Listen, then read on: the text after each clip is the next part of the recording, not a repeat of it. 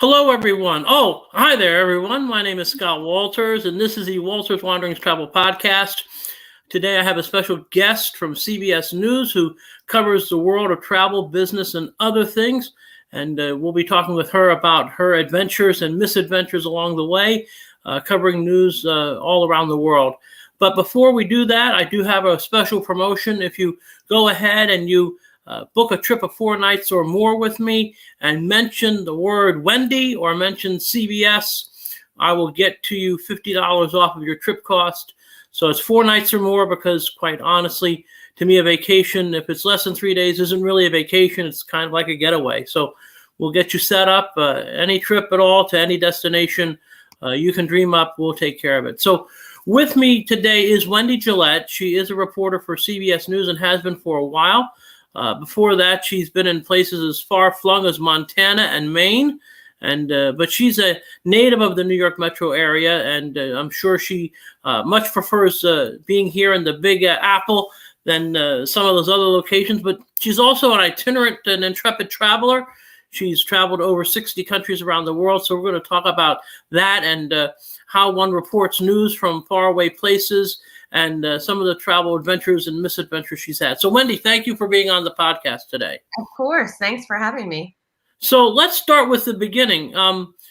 When I was young, I didn't have much of a very travel experience. My parents thought that the vacation for us was to go from where we lived in Pennsylvania to Cedar Point for 3 days, and that was it. That was our summer vacation.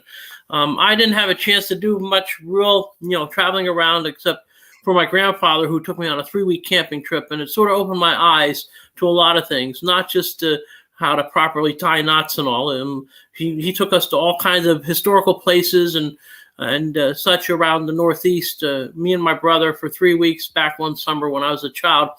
And that's sort of when I understood that, you can find adventure anywhere you go. So where did you actually start getting the travel bug, and how did that happen for you? I was very lucky. My exposure came quite young because my dad was a professor and got a Fulbright scholarship to the University of Sorry. That's okay. Work alarm. My dad got a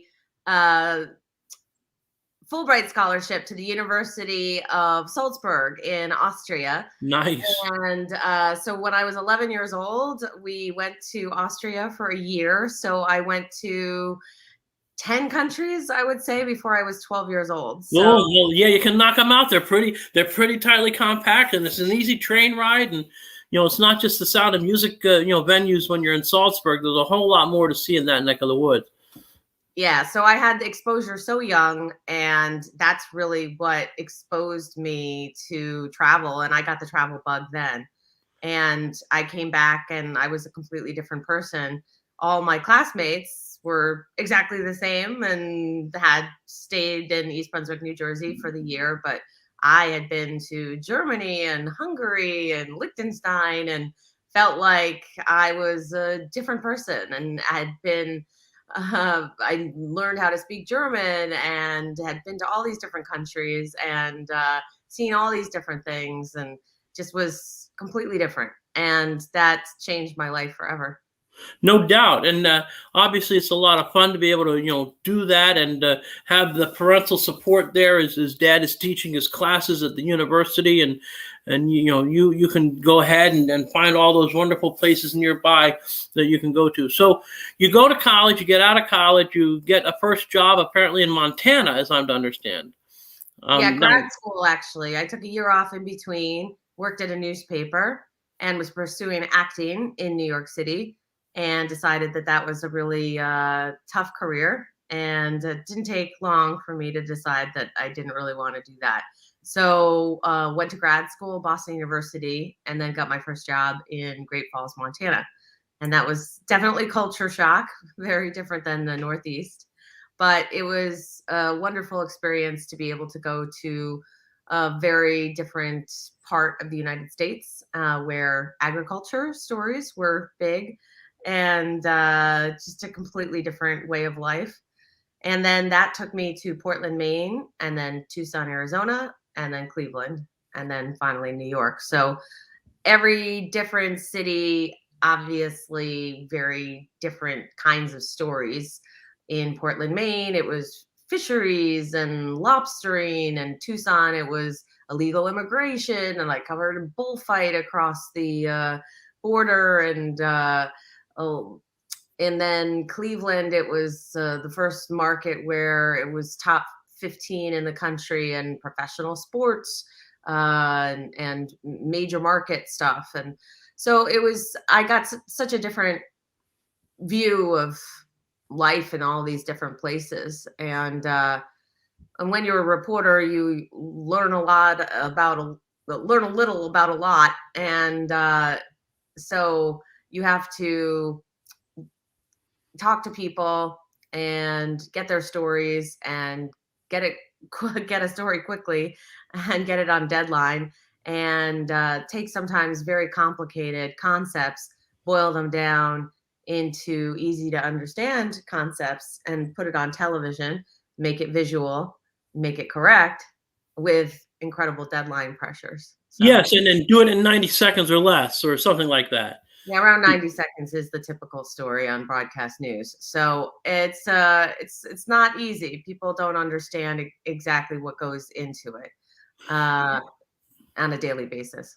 So now, when you started, obviously, I think the biggest change in doing news reporting is the technology.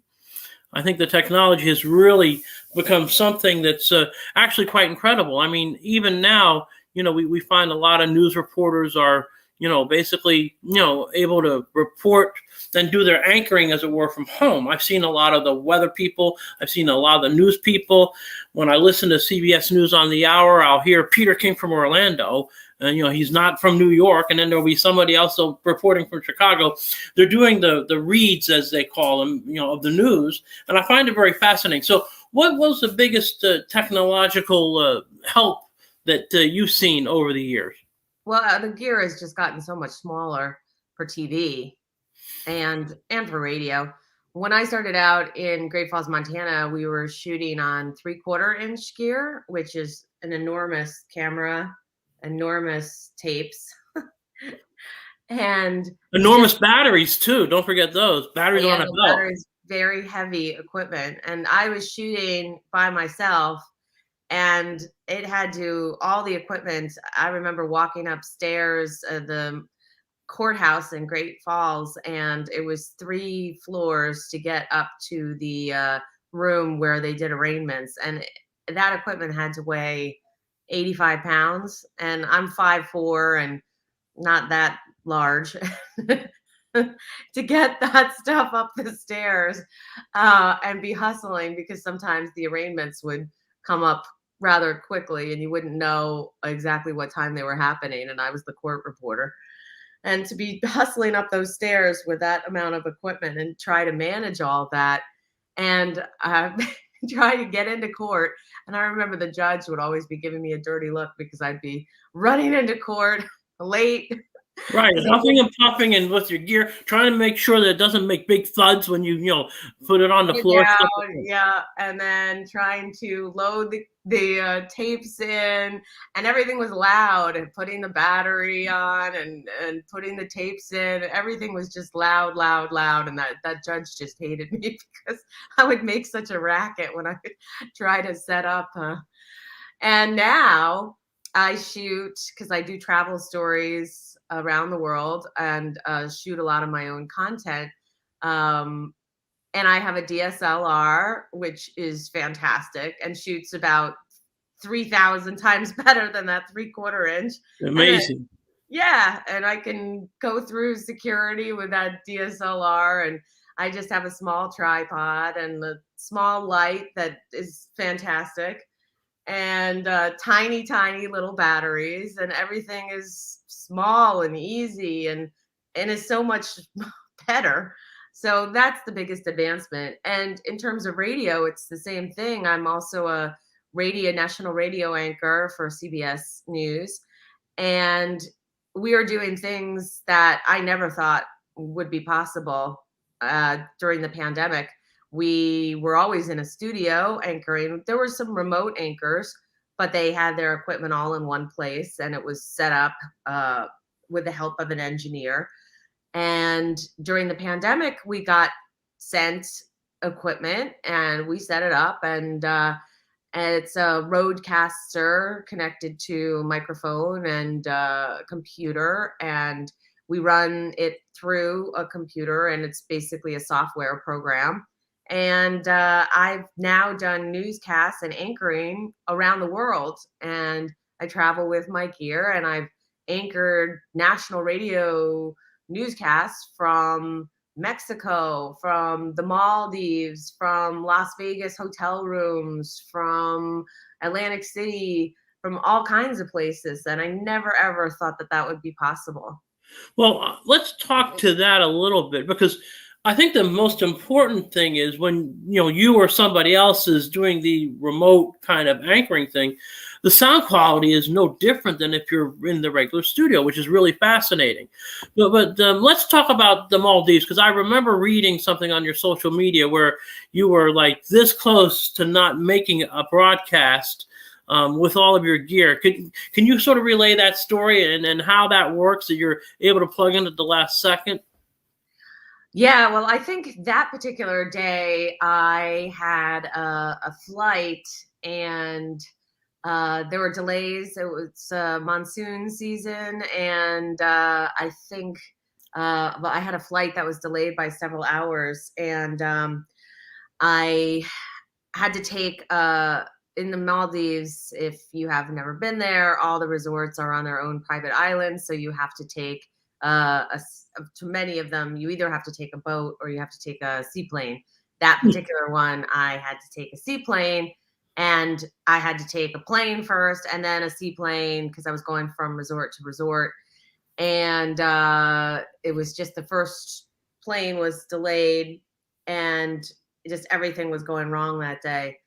So by the time I got to the second island, I think I had maybe 15 minutes before the newscast. It was a seaplane, and then and bless you.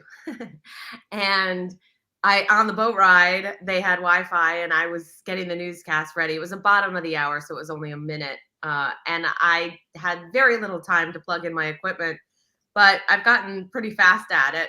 And it just requires plugging in the microphone, plugging the computer to the roadcaster, plugging the mouse to the computer, plugging the earphones in, just basically connecting everything. And I can do it pretty fast, probably within 5 minutes. And I got everything up in 5 minutes and just got connected to Wi-Fi and got on. Just like that. Sure, it's magic. It's magic, they say. Now, obviously, like the Maldives is kind of a really special, idyllic place, and it's very beautiful. But let's talk about the other end of the spectrum. What destination did you go to that you got there and you sort of shook your head and said, "What the hell was I thinking?" Well, there's few and far places in the world that I have ever really felt that way, to tell you the truth, because everywhere that I've been, I've always valued in some way. The only place that's been a little kooky crazy was India, because it is a little kooky crazy. That was not pandemic. That was before the pandemic. And I just found it very chaotic and just a little crazy to manage. I was also really, really jet lagged, and it was a very quick trip. So if I would do it again, but I would do it differently. And I would spend longer on the ground and just spend more time and just get used to it and assimilate a little bit more. Yeah, I think if you have like a short 36-hour or 48-hour trip somewhere like that, where it's already like a 15-hour flight, it can be rather taxing on you when you first arrive. There's no doubt. And India has a different pace. The cities of India, people think New York City is busy, But I think if you go to if you go to Calcutta or you go to Delhi or New Delhi, I'm sure the pace just sort of makes that look, no, it's pretty, New York City is pretty calm compared to that. I was only there for about, I think, 4 days, and it was New Delhi for a couple days, and then Agra, so the Taj Mahal. But it was very breakneck pace and huge amount of jet lag, and I was exhausted, and I think I'd been working a ton right before, so just not enough time, and just too fast and chaotic. It was already a chaotic pace, and then combined with a chaotic place, it just was not well planned, and I think that's part of why I felt the way I did about it. Well, that's a very interesting segue. Planning a trip. Well, I mean, obviously, a lot of times you're going for work, and this might be a different plan. But if you're going for pleasure, how do you map out what you want to do when you go on your own personal kind of vacation type trips? Well, all of my trips pretty much are combined, pleasure and work, because almost everywhere I go, I'm shooting something, shooting some kind of content. So a lot of what I do is shaped around that. So so I have a different kind of structure or planning than most people. It is usually shaped around whatever I'm doing, and then I'll add time on, or maybe add a country on. I have a lot of flexibility, and right now there's a ton of flexibility because we are remote and we are going to stay at least hybrid forever. So that's changing everything going forward in terms of travel. And I think for everyone, it's going to change the world forever, because most companies are going to stay at least hybrid or maybe forever work from home. So I think it is the pandemic has really changed the way we are going to approach travel, because we can now work from anywhere. Sure, the workation, it's a big thing. I set several people up since the pandemic started on workations and schoolcations, for the kids, where they were able to do all of their, remote learning in the morning, basically, and then the afternoon, they're able to explore and do other things and learn about a different culture and such. So it can be very advantageous, there's no doubt.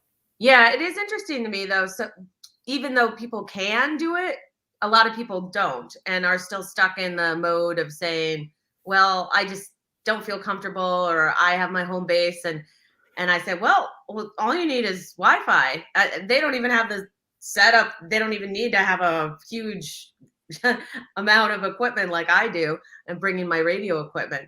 I said, well, all you need is Wi-Fi. Why don't you Wi-Fi and a plug, and maybe an adapter for a foreign country if it's on the different electrical system. But people are still very, of course, the pandemic is still going on, and we've got Omicron, but still people are very conditioned to work the way they work, and they say, okay, well, I have my way and I have my desk and I feel comfortable with that.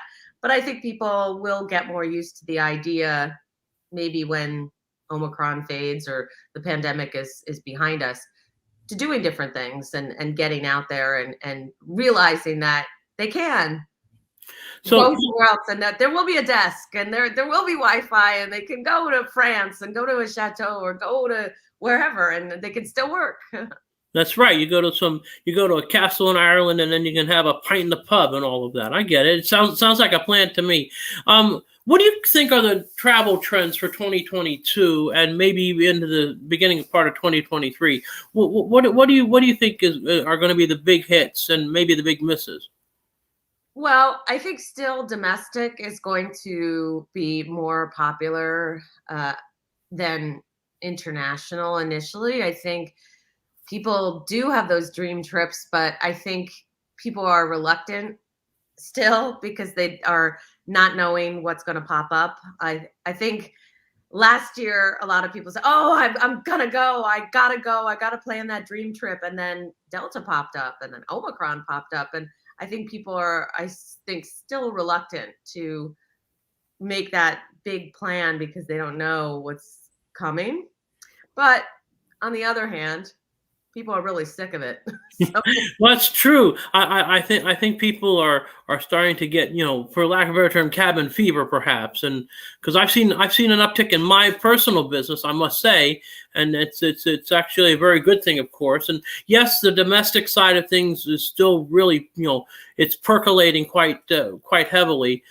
Some of the international destinations, more like the all-inclusive resorts, I think are getting a lot of play, and I can tell from my own personal experience that these destinations, they want to keep you safe. I mean, because obviously if they don't keep you safe, guess what happens? It gets blasted all over the news. Now, before we go, I recall that you and your husband actually fell into the COVID trap, as it were, when you were away in Europe.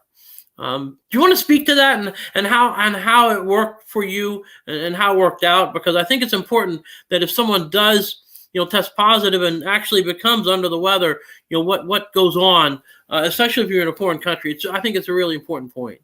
sure. So my husband ended up getting sick in Switzerland. He had severe pancreatitis, which ended up being due to his gallbladder, Oh, and wound up in a Swiss hospital for 7 days. So we were dealing with that, and I started feeling sick while he was in the hospital. I thought it was bronchitis because I had had bronchitis. This all happened in late October, November. And I had severe bronchitis in September when I was in London, and the symptoms were very similar to start. So I just thought it was the same. And so day one, day two happens. I go visit him in the hospital, not knowing that. whoops! Right, not knowing what your actual diagnosis is, and he's there with pancreatitis, which is no joke, and yeah, I get it. Yeah. So I just had like what felt like a cold. And everyone, of course, was heavily masked up in the hospital. And then I felt quite ill, so I didn't visit him.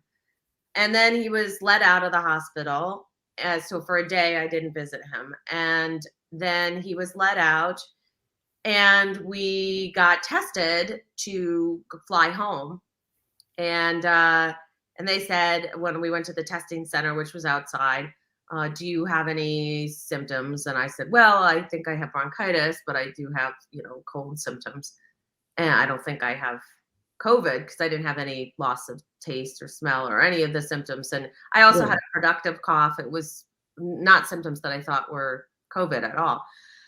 And so they put you in a different category to test you, the Swiss government. And 2 minutes. So in Switzerland, they do a rapid test and then the PCR. But within 2 minutes, she came out and she said, "Oh, you're positive." And I kind of fell over to the ground and started Right, crying. because you thought it was travel crud. We all get travel crud, but guess what? It wasn't travel crud. It was Delta. Congratulations, Yes, it was Delta for sure, because I had been at a travel conference, and it was for all people who were vaccinated. This was 3 weeks before Austria got shut down, so cases were booming at that time in Austria, but I didn't know that. It was just at the sort of the start of the upswing in Austria. At that time when we went, it was very low, but it was start of a huge upswing in Austria. So a woman that I was hanging out with pretty much the whole time went home and got symptoms the same exact day that I got symptoms. And in London, she's from Britain, they test for the variant, and she had Delta. So that's how I know I had Delta, because we got sick on the same exact day and we were together. So I know we were infected by the same person. So anyway, when I found out I was positive, I fell over on the ground crying because I knew what this meant, and that I wasn't going anywhere because we'd already been delayed 7 days in Switzerland. Sure, right, because of pancreatitis.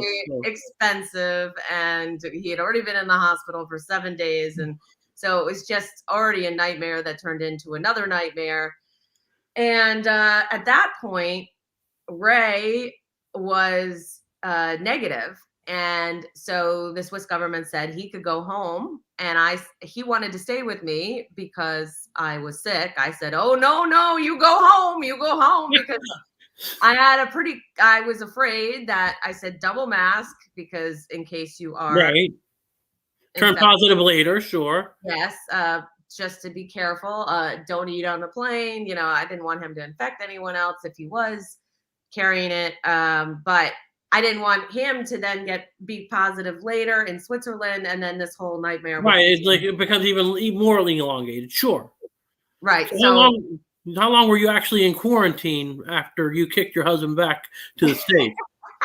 well, it ended up being, let's see, it was 7 days. Yes, 7 days, because it was 10-day quarantine at that point, but because because I developed the symptoms a few days earlier, they let me out 3 days before. For good behavior, right? Uh-huh. Yeah. So it was 7 days, and initially I was going to have to go into government quarantine, but my hotel allowed me, the Zurich Marriott, which was so fantastic to me. They allowed me to stay in the room, and I just had to stay inside, and they brought me my breakfast had been included in the room rate, so they brought me room service in the morning, and then anything else I had to pay for. Of course, I had to pay for the room, but I had a decent rate, and I just stayed in the room for a week. And they also in Switzerland had home tests.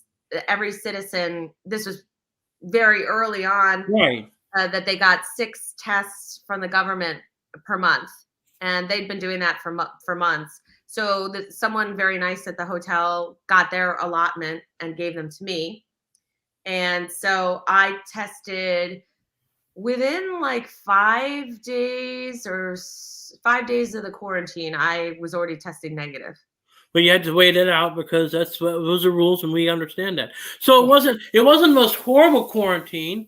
No, not at all. They would bring me pancakes in the morning with chocolate hearts drawn on them, and Very sweet of them. And then they just knock on the door, and basically, they walk away. You open the door, there it is, and there you go. yes, and they would bring me anything that I wanted, and they also had a form of Uber Eats there. That's not bad. Yeah, and they had tons of different food, and then they would deliver it in the lobby, and then someone from the hotel would bring it upstairs and put it outside my door, because I was getting sick of the room service menu, and I said, is there anywhere else I can get food? I can understand that, because room service menus do tend to be somewhat limiting. I mean, I get that. I understand. Well, this is fascinating stuff. I appreciate this. I really do.